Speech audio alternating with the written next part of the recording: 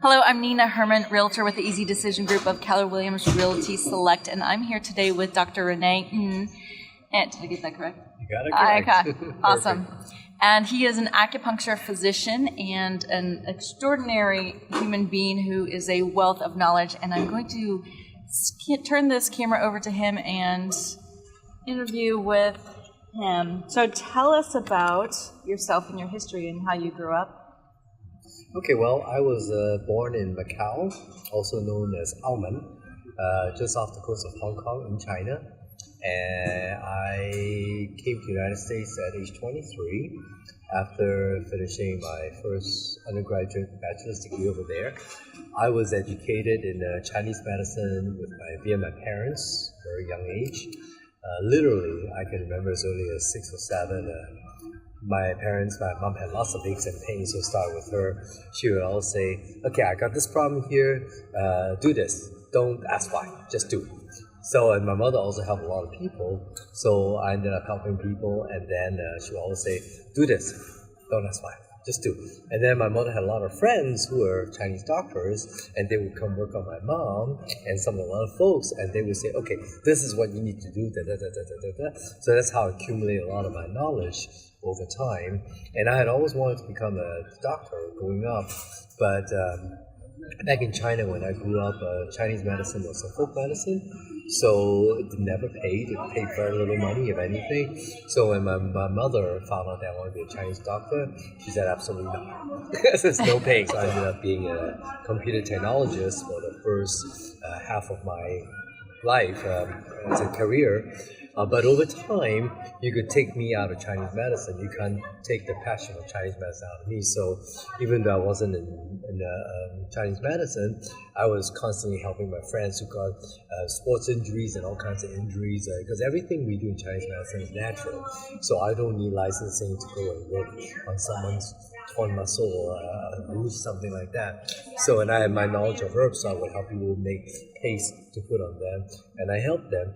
And as I grew older, as I was a technologist, I started noticing that the industry in the United States starting to shape such that you could have a real career in Chinese medicine as an acupuncturist. So I made a decision early on that someday if I retired from technology, I would seek out a career in Chinese medicine. And here I am today. So after 30 years in technology, I hung up my boots and switched over to Chinese medicine. And you provide acupuncture, but you also do provide a number of other modalities and correct. Services. So tell us a little bit about those. That's correct. So when we talk Chinese medicine in China, Chinese medicine is not acupuncture. Chinese medicine is a way of treating someone, addresses what is happening to the individual, but also treats the root of what's causing the individual issues. So what happens is that we look at what's wrong and we figure out what tools to best use. You have the food therapy, you have Chinese herbs, you have acupuncture, you have scraping, which is called gua sha. In fact, a lot of chiropractors these days use that. They help to invigorate blood to the area where you have a lot of pain, and blood heals. You also have cupping, which, especially since Michael Phelps' time, you see everyone doing that. Right. So cupping is one of the oldest modalities we use, and that also brings blood and endorphins to the local area.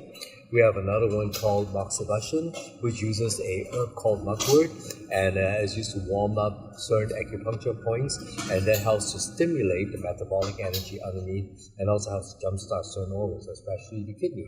We have 7-star needle, which is a small needle about this size is a circle about the diameter of a nickel, and they have 7 little needles inside there, and we basically tap certain areas, and it's used for things like paralysis. It helps to increase the sensation and the numbness along the area. So we have a lot of these things all combined together as Chinese medicine. So a good Chinese doctor will have all these tools. Which one do you use? Depends on what the condition is of what you're trying to treat. You also teach Tai Chi, Qigong, Kung Fu. So tell us a little bit about the benefits of what those... Martial arts, Tai Chi, Qigong, Kung Fu, they all focus on the physical body itself. It helps to condition the body, keep the body strong. Especially Qigong. Qigong is a form of breathing. exercise.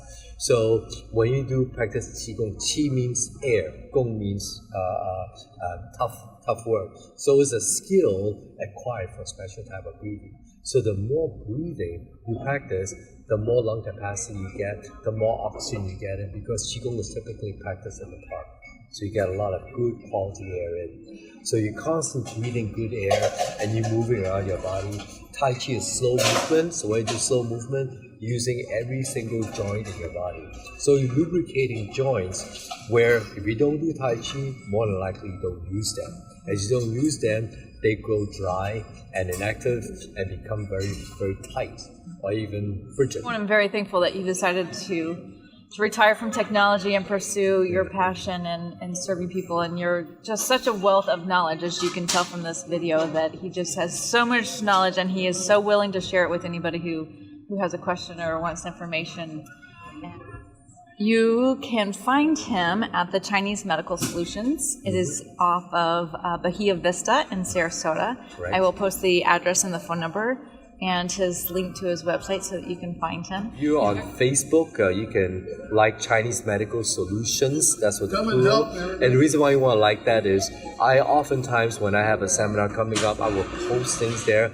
I will also post a lot of articles and videos to educate the public. So that's not a page where I use to sell products, it's a page strictly for resources and education. A lot of my friends and patients also use that page to discuss certain types of health conditions that I'm happy to discuss. Oh, that's great. Well, thank you so much for taking the time to do this interview.